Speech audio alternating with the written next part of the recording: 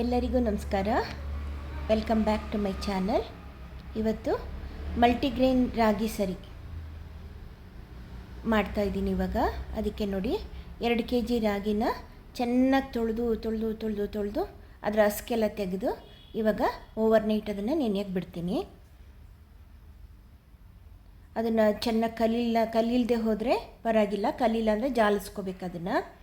ಈಗ ನೋಡಿ ಕಾಳುಗಳು ಕೂಡ ಅದ್ರ ಜೊತೆಗೆ, ಅದು ರಾಗಿ ಬೇರೆ ಪಾತ್ರೆ, ಈ ಕಾಳುಗಳು ಬೇರೆ ಪಾತ್ರೆ. ಇದು ಕಡಲೆಕಾಳು, ಹೆಸರು ಕಾಳು, ಹುರುಳಿಕಾಳು, ಮಡಿಕೆ ಕಾಳು, ಈ 4 ಥರ ಕಾಳುಗಳನ್ನ ಒಂದೊಂದು ಲೋಟ ಕರೆಕ್ಟಾಗಿ ಈಕ್ವಲಾಗಿ ಒಂದೊಂದು ಲೋಟ ಒಂದೊಂದು ಲೋಟದಷ್ಟು ಹಾಕಿಬಿಟ್ಟು ಅದನ್ನು ಚೆನ್ನಾಗಿ 4-5 ಸಲ ತೊಳೆದು ನೋಡಿ, ಇದೇ ಲೋಟದಲ್ಲಿ ಒಂದೊಂದು ಲೋಟ ಹಾಕಿದ್ದೀನಿ. ಚೆನ್ನಾಗಿ ತೊಳೆದ್ಬಿಟ್ಟು ಅದನ್ನು ಕೂಡ ಈಗ ಓವರ್ನೈಟ್ ನೆನೆಯಕ್ಕಿಡ್ತೀನಿ. ಅದು ನೆನೆದಾದಮೇಲೆ ಬಟ್ಟೆಲಿ ಕಟ್ಟಿ 2 ದಿನ ಇಟ್ಟಿದ್ದೆ. ಮೊಳಕೆ ಬಂದಿದೆ ನೋಡಿ, ಇವಾಗ ಎಷ್ಟು ಚೆನ್ನಾಗಿ ಮೊಳಕೆ ಬಂದಿದೆ. ರಾಗಿ ಕೂಡ ಮೊಳಕೆ ಬಂದಿದೆ. ನೀರು ಬಗ್ಗಿಸ್ಬಿಟ್ಟು ಚೆನ್ನಾಗಿ ನೀರು ಸೋರಿಸ್ಬಿಟ್ಟು ಬಟ್ಟೆಲಿ ಕಟ್ಟಿ 2 ದಿನ ಇಟ್ಟರೆ ಎಷ್ಟು ಚೆನ್ನಾಗಿ ಮೊಳಕೆ ಬಂದುಬಿಡುತ್ತೆ. ಈ ಕಾಳುಗಳು ಕೂಡ ಅಷ್ಟೇ ಚೆನ್ನಾಗಿ ಎಲ್ಲ ಮೊಳಕೆ ಬಂದಿತ್ತು. ಅದು ಬೇರೆ ಬಟ್ಟೆ, ಇದು ಬೇರೆ ಬಟ್ಟೆ ಕಟ್ಟಿಟ್ಟಿದ್ದೆ. ಮೊಳಕೆ ಚೆನ್ನಾಗಿ ಬಂದಿದೆ. ಅದು ನೆನೆ ಹಾಕಿದೆ. ಈಗ ಹಾಕಿದ್ರೂ ಅದು 7-8 ದಿನ ತೊಗೊಳ್ತು ಹಾರಲಿಕ್ಕೆ. ಚೆನ್ನಾಗಿ ಒಣಗಬೇಕದು. ಇಲ್ಲದೆ ಹೋದರೆ ಒಂಥರ ಮುಗ್ಲು ವಾಸನೆ ಬಂದುಬಿಡುತ್ತೆ, ಇಲ್ಲ ಹುಳ ಬಂದುಬಿಡುತ್ತೆ. ಚೆನ್ನಾಗಿ ಒಣಗಿಸ್ಕೋಬೇಕು. ಒಂದು 5 to 6 days ಅಥವಾ 7 days ಆದರೂ ಇದು ಚೆನ್ನಾಗಿ ಒಣಗಬೇಕು. ಆಯ್ತದು ಒಣಗಿದೆ. ಈಗ ನೋಡಿ, 2 ಕೂಡ ಒಣಗಿದೆ. ತೆಗೆದಿಟ್ಕೊಂಡಿದ್ದೀನಿ. ಈಗ ಅದ್ರ ಜೊತೆಗೆ ಹಾಕೋಕ್ಕೆ ಸಾಮಾನುಗಳು ಹೇಳ್ತಾಯಿದ್ದೀನಿ. ಕೆಂಪಕ್ಕಿ ಅರ್ಧ kg, ರಾಗಿ 2 kg ತೊಗೊಂಡಿದ್ದೀನಿ. ಇದೆಲ್ಲ ಒಂದೊಂದು ಲೋಟದಷ್ಟು 4 ಕಾಳುಗಳು, ಕಡಲೆಕಾಳು, ಹೆಸರು ಕಾಳು, ಹುರುಳಿಕಾಳು ಮತ್ತು ಮಡಿಕೆ ಕಾಳು, ಇದಿಷ್ಟನ್ನು ಒಂದೊಂದು ಲೋಟ ತೊಗೊಂಡಿದ್ದೀನಿ. ಅಕ್ಕಿ ಒಂದು ಅರ್ಧ kg ತೊಗೊಂಡಿದ್ದೀನಿ. ಗೋಧಿನೂ ಅರ್ಧ kg ತೊಗೊಂಡಿದ್ದೀನಿ. ಅಕ್ಕಿ ಮತ್ತು ಗೋಧಿ 2 ಈಕ್ವಲ್ ಪ್ರಪೋರ್ಷನ್ನು. ಇದು ಒಂದು ಸ್ವಲ್ಪ ಕಾಳು ಮಿಕ್ಬಿಟ್ಟಿತ್ತು, ಅದನ್ನು ಅದಕ್ಕೆ ಎತ್ತಿಟ್ಕೊಂಡಿದ್ದೀನಿ. ಸೀಡ್ಸ್ ಇದು ನೋಡಿ, ಕೆಂಪು ಮಸೂರಿ ಅಕ್ಕಿ ಒಂದು 50 ಗ್ರಾಮ್. ಈ ಬಾಕಿಯೆಲ್ಲ 50 ಗ್ರಾಮ್ ಲೆಕ್ಕದಲ್ಲಿ ತೊಗೋಬೇಕು. ಇದು ಉದ್ದಿನ ಕಾಳು, ಅದು ಒಂದು 50 ಗ್ರಾಮ್ ನೋಡಿ. ಈಗ ಗೋಡಂಬಿ ತೊಗೊಂಡಿದ್ದೀನಿ, ಅದೊಂದು ಅರ್ಧ ಕಪ್ನಷ್ಟು ತೊಗೊಂಡಿದ್ದೀನಿ ಗೋಡಂಬಿ. ಕಡಲೆಕಾಯಿ ಅದೊಂದು 50 ಗ್ರಾಮು.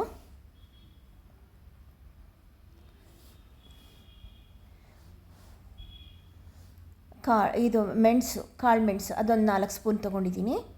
ಜೀರಿಗೆ ಒಂದು 4 ಸ್ಪೂನ್ ತೊಗೊಂಡಿದ್ದೀನಿ ನೋಡಿ. ಬಾದಾಮಿ ಮತ್ತು ಏಲಕ್ಕಿ ತೊಗೊಂಡಿದ್ದೀನಿ, ಅದು ಒಂದು ಅರ್ಧ ಕಪ್ಪು. ಗೋಡಂಬಿ ಮತ್ತು ಬಾದಾಮಿ 2 ಅರ್ಧ ಕಪ್ಪು.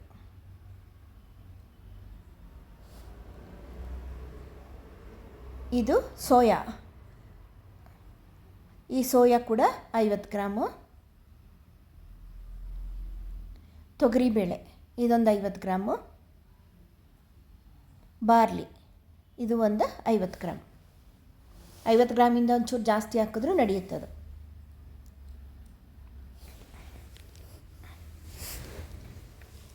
ಈಗ ನೆಕ್ಸ್ಟು ಇದು ನೋಡಿ, ಈ ಸೀಡ್ಸ್ ತೊಗೊಂಡಿದ್ದೀನಲ್ಲ, ಈ ಸೀಡ್ಸ್ ಏನೇನು ತೊಗೊಂಡಿದ್ದೀನಿ ಅಂತ ಹೇಳ್ತೀನಿ.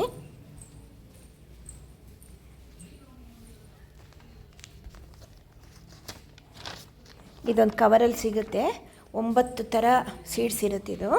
ಅದು ನೋಡಿ, pumpkin seeds, chia seeds, sesame ಅಂದರೆ ಎಳ್ಳು, ಸೋಯಾ ಕಾಳು, ಆಲ್ಮಂಡ್ಸು, ಕ್ಯಾಶ್ಯೂ, ಪೀನಟ್ಟು, ಫ್ಲ್ಯಾಕ್ಸ್ ಸೀಡು, ಸನ್ಫ್ಲವರು, ಇದಿಷ್ಟು ಹುರಿದಿರೋವಂಥ ಕಾಳುಗಳಿವು.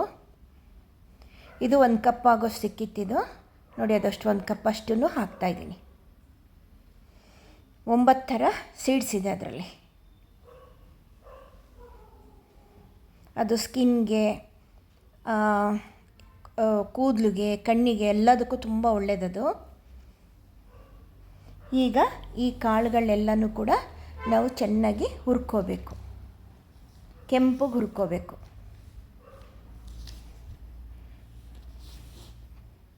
ಲೋ ಫ್ಲೇಮಲ್ಲಿ, ಮೀಡಿಯಮ್ ಫ್ಲೇಮಲ್ಲಿ, ಫಸ್ಟ್ ಲೋ ಫ್ಲೇಮ್ಗೆ ಇಟ್ಕೋಬೇಕು, ಆಮೇಲೆ ಮೀಡಿಯಮ್ ಫ್ಲೇಮ್ ಹಾಕ್ಕೊಂಡು ಚೆನ್ನಾಗೆಲ್ಲನೂ ಕೆಂಪಗೆ ಹುರ್ಕೋಬೇಕು. ಯಾವುದೂ ಸೀದಿಸಬಾರ್ದು.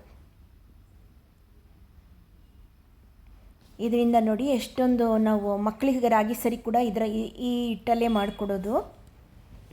ಮತ್ತು ದೊಡ್ಡವರು ಡಯಟ್ ಮಾಡೋರು ಕೂಡ ಇದನ್ನು ರಾಗಿ ಗಂಜಿ ಮಾಡ್ಕೊಂಡು ಬೆಳಿಗ್ಗೆ ಹೊತ್ತು ಕುಡಿದ್ರೆ ತುಂಬ ಒಳ್ಳೆಯದಿದೆ, ಹೆಲ್ತಿಗೆ ತುಂಬ ಒಳ್ಳೆಯದು. ಫಸ್ಟ್ ಇವಾಗ ನಾನು ರಾಗಿ ಹುರ್ಕೊಳ್ತೀನಿ. ಸ್ವಲ್ಪನೇ ಹಾಕ್ಕೊಂಡು ಒಂದು 4 ಸಲ ಅದನ್ನು ಹುರ್ಕೊಳ್ತೀನಿ. ಒಂದು ದಪ್ಪ ತಳದ ಬಾಣಲೆ ಇಟ್ಕೊಂಡು ಅದರಲ್ಲಿ ಹುರ್ಕೊಳ್ತೀನಿ. ನೋಡಿ, ಇದನ್ನು ಇದು ಸ್ಮೂತಿ ಕೂಡ ಮಾಡ್ಕೊಳ್ಬೋದು. ಇದರಲ್ಲಿ ಗಂಜಿ ಮಾಡಿಕೊಂಡು ಮಜ್ಜಿಗೆ ಹಾಕ್ಕೊಂಡು ಸಹಿತ ಕುಡಿಬೋದು. ಆಮೇಲೆ ಇದರೊಳಗೆ ತರಕಾರಿ ಎಲ್ಲ ಹಾಕ್ಬಿಟ್ಟು ಸೂಪ್ ಥರ ಕೂಡ ಮಾಡ್ಕೊಂಡು ಕುಡಿಬೋದು ಇದರೊಳಗೆ, ಈ ರಾಗಿ ಮಲ್ಟಿಗ್ರೇನ್ ರಾಗಿ ಆಟದಲ್ಲಿ. ಈಗ ನೋಡಿ, ದಪ್ಪ ತಳದ ಒಂದು ಬಾಣಲಿ ಇಟ್ಕೊಂಡಿದ್ದೀನಿ. ರಾಗಿನ ಹುರ್ಕೊಳ್ತಾ ಇದ್ದೀನಿ. ಯಾವುದನ್ನು ಸೀಸಬಾರ್ದು, ಚೆನ್ನಾಗಿ ಹುರ್ಕೋಬೇಕು. ಅದಾಯಿತು, 4 ಸಲ ಹಾಕ್ಕೊಂಡು ಹುರಿದು ತೆಗೆದಿದ್ದೀನಿ. ಈಗ ನೋಡಿ, ಗೋಧಿ ಹುರ್ಕೊಳ್ತಾ ಇದ್ದೀನಿ. ಗೋಧಿ ಆಯಿತು. ಈಗ ಕೆಂಪಕ್ಕಿ, ಎಲ್ಲವೂ ಚೆನ್ನಾಗಿ ಕೆಂಪಗೆ ಹುರ್ಕೋಬೇಕು.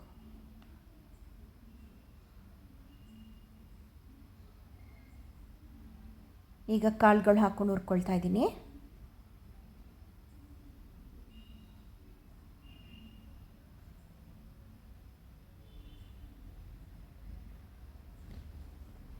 ಎಲ್ಲ ಚೆನ್ನಾಗಿ ಕೆಂಪಗೆ ಗಮ್ ಅಂತ ಸ್ಮೆಲ್ ಬರುತ್ತೆ, ಅಲ್ಲಿ ತನಕನೂ ಹುರ್ಕೋಬೇಕು. ಈಗ ಉದ್ದಿನ ಕಾಳು ಹಾಕ್ಕೊಂಡಿದ್ದೀನಿ.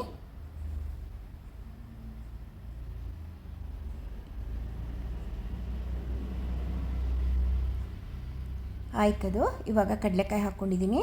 ಇದನ್ನು ಕೂಡ ಕೆಂಪಗೆ ಹುರ್ಕೊಳ್ಳೋಣ. ಇದು ಸ್ವಲ್ಪ ಟೈಮ್ ತೊಗೊಳುತ್ತೆ.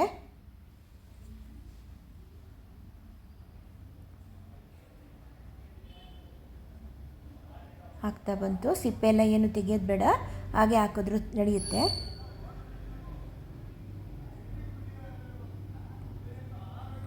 ಈಗ ಇದರೊಳಗಡೆ ನಾನು ಬಾದಾಮಿ, ಗೋಡಂಬಿ ಎರಡನ್ನೂ ಹಾಕ್ಕೊಂಬಿಡ್ತೀನಿ. ನಿಮಗೆ ಏಲಕ್ಕಿನೂ ನಾನು ಹಾಕಿದ್ದೀನಿ. ನಿಮಗೆ ಏಲಕ್ಕಿ ಬೇಡ ಅಂತ ಅನಿಸಿದ್ರೆ ಹಾಕ್ಕೋಬೇಡಿ, ಬಟ್ ಹಾಕಿದ್ರೆ ಒಳ್ಳೆಯದೇ, ಏನು ತೊಂದರೆ ಇಲ್ಲ ಅದು ಹಾಕಿದ್ರೆ.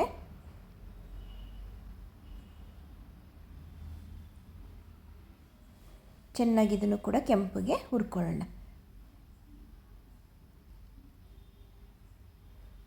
ಆಯ್ತಿದೀಗ. ಈಗ ನೆಕ್ಸ್ಟು ಕೆಂಪುಬೇಳೆ ಹಾಕ್ಕೊಂಡಿದ್ದೀನಿ, ಮಸೂರಿ ಬೇಳೆ.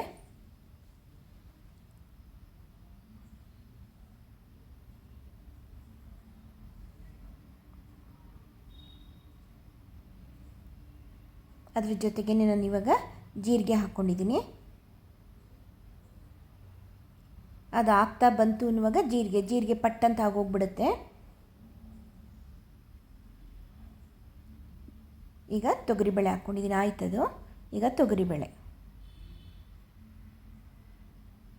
ಇದನ್ನು ಕೂಡ ಕೆಂಪಗೆ ಹುರ್ಕೊಳ್ಳೋಣ. ಮೆಣಸು ಹಾಕ್ಕೊಳ್ತಾ ಇದ್ದೀನಿ ಇದ್ರ ಜೊತೆಗೇ. ಈಗ ನೀವು ಹುರಿಯೋದ್ರ ಮೇಲೆ ಇದರ ಟೇಸ್ಟ್ ಬರೋದು. ನೀವು ಎಷ್ಟು ಚೆನ್ನಾಗಿ ಹುರ್ಕೊಳ್ತೀರಾ ಕೆಂಪಿಗೆ, ಅಷ್ಟೇ ಚೆನ್ನಾಗಿ ಅದರದ್ದು ಟೇಸ್ಟ್ ಕೂಡ ಚೆನ್ನಾಗಿರುತ್ತೆ. ಮತ್ತು ಬಾಳಿಕೆ ಕೂಡ ಬರುತ್ತೆ. ಒಂದು 5-6 ತಿಂಗಳು ಇಟ್ಟರೂ ಕೂಡ ಈ ಹಿಟ್ಟು ಏನೂ ಆಗಲ್ಲ. ಇಲ್ಲದೆ ಹೋದ್ರೆ ಅರ್ಧಂಬರ್ಧ ಹುರ್ಕೊಂಡ್ರೆ ಹುಳ ಬರುತ್ತೆ, ಇಲ್ಲ ಮುಗ್ಗು ಬರುತ್ತೆ, ಈ ಥರ ಎಲ್ಲ ಆಗಿಬಿಡುತ್ತೆ. ಈಗ ಸೋಯಾ ಕಾಳು ಹಾಕ್ಕೊಂಡಿದ್ದೀನಿ.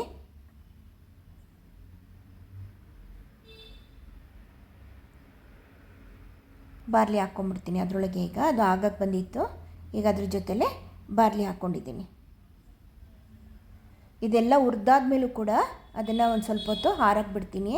ಈಗ ರಾತ್ರಿ ಹುರ್ಕೊಂಡ್ರೆ ಬೆಳಗ್ಗೆ ಎದ್ದು ಮಿಷಿನಿಗೆ ಕಳಿಸೋದು, ಬೆಳಗ್ಗೆ ಹುರ್ಕೊಂಡ್ರೆ ಸಾಯಂಕಾಲಕ್ಕೆ ಮಿಷಿನ್ಗೆ ಕಳಿಸೋದು, ಆ ಥರ.